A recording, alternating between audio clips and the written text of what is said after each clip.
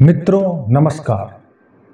आज हम आपको भगवद गीता के गतांक के आगे से बताना चाहेंगे।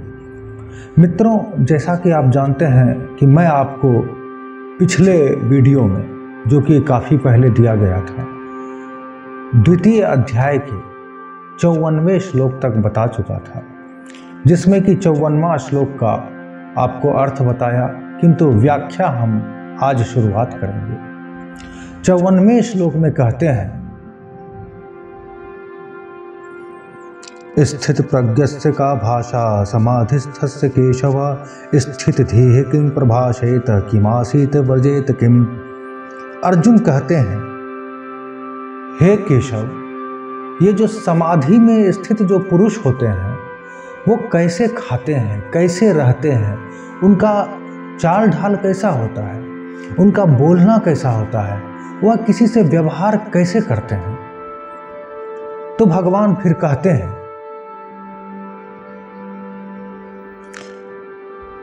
प्रजहाति यदा कामान् सर्वान् पार्थ मनोगतान् आत्मन्येवात्मना तुष्टः स्थित प्रज्ञस्तदुच्यते। श्री भगवान कहते हैं कि हे अर्जुन, जब यह मनुष्य अपने मन में स्थित सभी कामनाओं का त्याग कर देता है और अपने आत्मा से ही आत्मा में संतुष्ट रहता है। अब अर्जुन को लगेगा कि जब कामनाओं को त्याग कर देगा तो जिएगा कैसे फिर? लेकिन ऐसी बात नहीं है।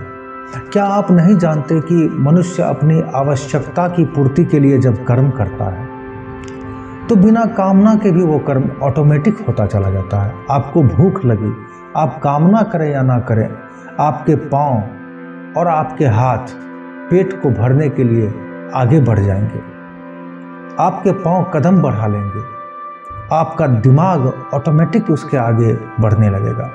आप पशुओं को देख लीजिए, संकल्प रहित उनका कर्म होता है।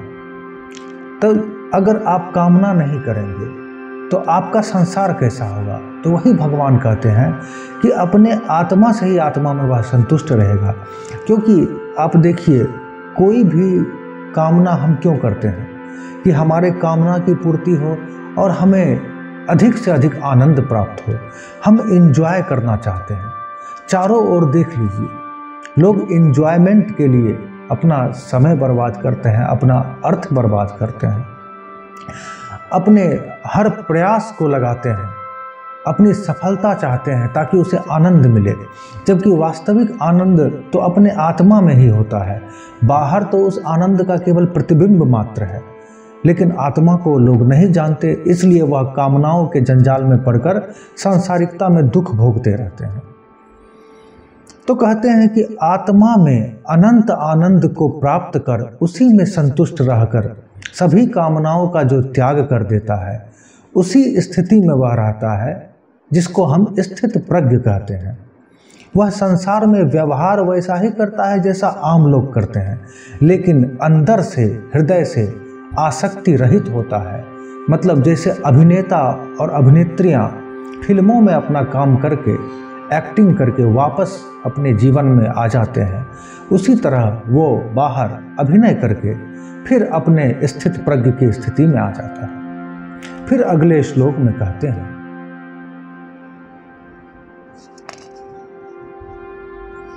दुःखेषु दुर्निमग्नाः सुखेषु विगतस्पृहः वीतराग भय क्रोधः स्थित धीर्मुनिरुच्यते। कहते हैं कि अब यह स्थिर बुद्धि पुरुष जो कि अपने आत्मा से ही आत्मा में संतुष्ट रहेगा, तो उसका लक्षण क्या होता है, वो कैसे स्थित प्रज्ञ होता है? तो जिस समय यह लोभ क्रोध मोह से रहित हो जाता है, मतलब लोभ अगर कभी आ भी गया तो उस पर ध्यान न देके आवश्यकता वाला कार्य करेगा, क्रोध आ गया तो उस क्रोध पर विचार करेगा ताकि उसका क्रोध अपने आप समाप्त होने लगे, और काम अगर कामना आ गई तो उस पर विचार करके उसके परिणाम को देख करके वह वापस अपनी स्थिति में आ जाएगा। उसी समय यह पुरुष, यह मनुष्य, यह स्त्री, यह जीव स्थित प्रज्ञ कहा जाएगा। फिर आगे कहते हैं, यह सर्वत्रान्विस्नेह तत्तत् प्राप्य शुभाशुभम नाभिनंदति न द्वेष्टि तस्य प्रज्ञा प्रतिष्ठिता। अब कहते हैं कि वह स्नेह रहित पुरुष, मतलब किसी वस्तु से, संसार से उसे स्नेह नहीं है। स्नेह तो अपने आत्मा से ही हो गया है, क्योंकि आत्मा स्वयं ईश्वर का रूप है, परमात्मा का रूप है। तो आत्मा से जब उसे स्नेह हो जाता है तो बाहर वह स्नेह रहित हो जाता है। केवल आवश्यकता के उपभोग के लिए ही वह उस वस्तु का और संसार का उपयोग करता है। तो जब वह स्नेह रहित पुरुष जिस वस्तु को प्राप्त करके न खुश होता है और न दुखी ही होता है, अच्छे वस्तु को प्राप्त कर न वह खुश होगा और न बुरे वस्तु को प्राप्त करके वह दुखी होगा, उस समय वह स्थित प्रज्ञ कहा जाएगा और अपने आत्मा में ही स्थित कहा जाएगा। ऐसा व्यक्ति इसी लक्षण से युक्त होता है। अब आगे कहते हैं, यदा संघरते चायं कुर्मुंगानीव सर्वशः इंद्रियाणीन्द्रियार्थेभ्यः तस्य प्रज्ञा प्रतिष्ठिता। कहते हैं कि उस स्थित प्रज्ञ पुरुष की बुद्धि जो होती है वह स्थिर हो जाती है। अब जब बुद्धि स्थिर हो जाएगी तब आप इस प्रश्नोत्तर के जंजाल से मुक्त हो जाएंगे। प्रश्न तो एक ही है कि आप माया को माया जानकर अपने स्वरूप में कैसे स्थित होंगे। बाकी सांसारिक प्रश्न तो बखेरा मात्र है। आप लाखों प्रश्न को सॉल्व कर लें, कुछ नहीं मिलता। अंततः वही सुख दुख में हमें जीना पड़ता है। पर हमारी बुद्धि जब स्थिर हो जाती है तब हमें सत्य का अंदर से आभास होने लगता है और वह सात्विक सत्य प्रस्फुटित होने लगता है। तो इस श्लोक में कहते हैं कि किस प्रकार, जैसे इसे योग में प्रत्याहार भी कहा गया है कि जैसे कछुआ को आप देखते हैं, कछुआ को अगर ठोकर मार दें तो वह अपने सभी अंगों को अपने कवच के अंदर में समेट लेता है।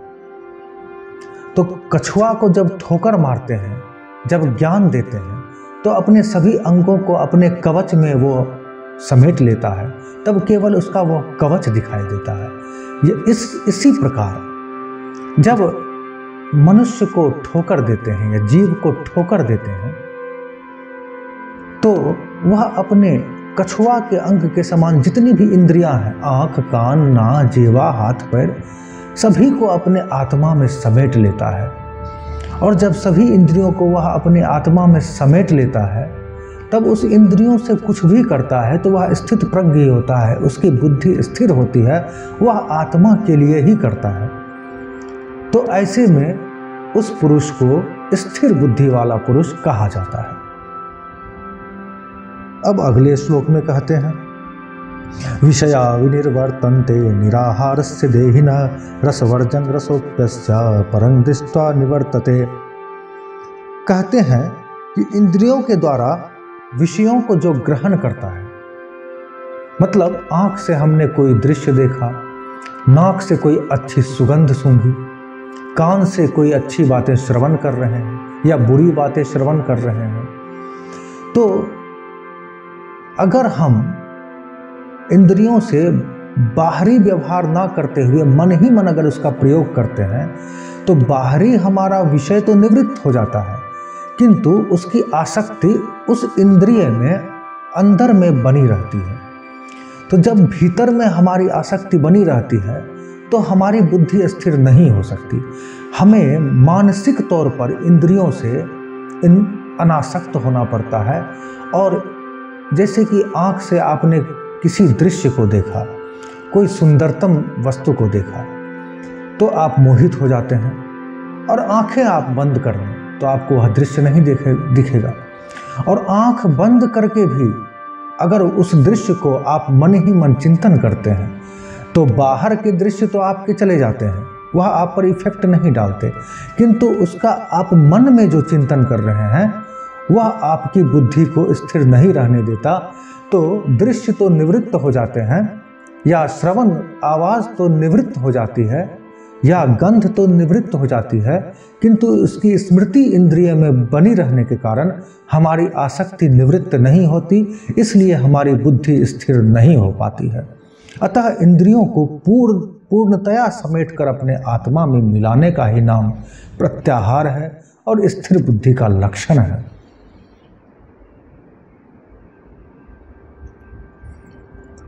यततो ह्यपि कौन्तेय पुरुषस्य विपश्चितः इंद्रियाणि प्रमाथीनि हरन्ति प्रसभं मनः।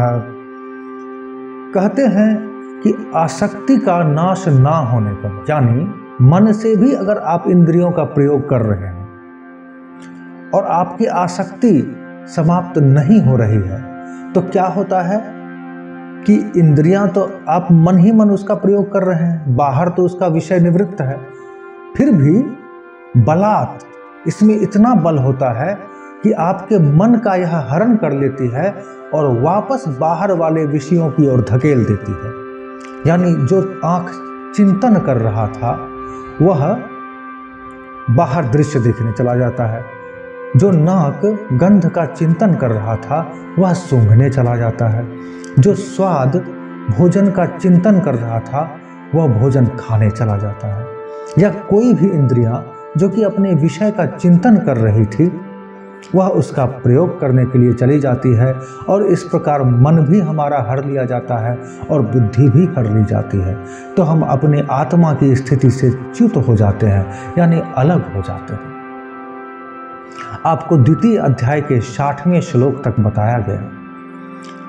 हम प्रयास करेंगे कि जल्द ही अगला वीडियो लाएं और अगले श्लोक की व्याख्या करें, क्योंकि भगवत गीता का इन्फॉर्मेशन लेना अलग बात है और उसे जीवन में उतारना अलग बात है। अगर आप सूचनाएं लेना ही चाहेंगे तो सूचनाएं तो आपको अखबार में, मोबाइल पर, सब जगह मिल जाएंगे। फेसबुक पर, व्हाट्सएप पर सूचनाएं ही सूचनाएं हैं। आजकल सभी के पास जानकारी भी हो गई है। पहले तो विद्वान गिने चुने होते थे, आजकल सभी विद्वान भी हैं, क्योंकि सभी एक से एक बातें कहते हैं, किंतु वह खुद जीवन में नहीं उतारते। तो जब खुद जीवन में नहीं उतारते तो वो जब ज्ञान आपको देते हैं तो आप उससे ज्ञान लेकर के नहीं उतार पाएंगे, क्योंकि जब आप अंतरात्मा से किसी ज्ञान को सुनेंगे और अपने जीवन में उतारने की चेष्टा करेंगे और ईश्वर पर श्रद्धा और विश्वास करेंगे और हमारे सनातन शास्त्र पर, भगवत गीता पर श्रद्धा और विश्वास करेंगे, तो आप यकीन मानिए कि आप इस विषय को जीवन में उतारेंगे भी और आप निहाल हो जाएंगे, आप तर जाएंगे। तो अब आज्ञा दीजिए, तब तक के लिए सादर नमस्कार। फिर मिलते हैं अगले वीडियो में द्वितीय अध्याय के 61वें श्लोक के साथ। जय श्री कृष्ण, जय श्री कृष्ण।